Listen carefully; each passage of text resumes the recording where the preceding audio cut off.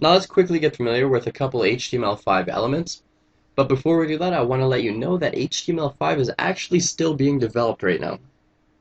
But as of right now, which is summer of 2012, we have these new elements that are fully supported by all 5 browsers.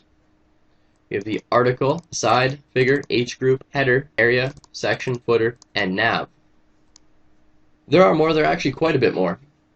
And as time goes on, more browsers will support more of these elements.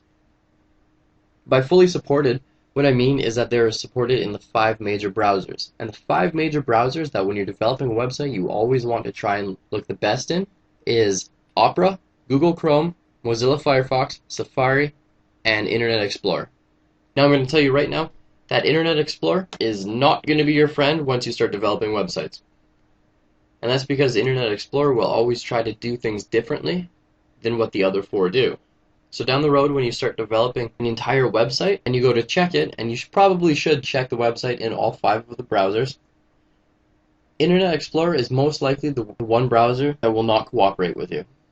And I'm just letting you know right now, because in the future, it will get very frustrating. For the most part, there are ways around it. Some things you just can't fix, and that's just because the browser doesn't support it.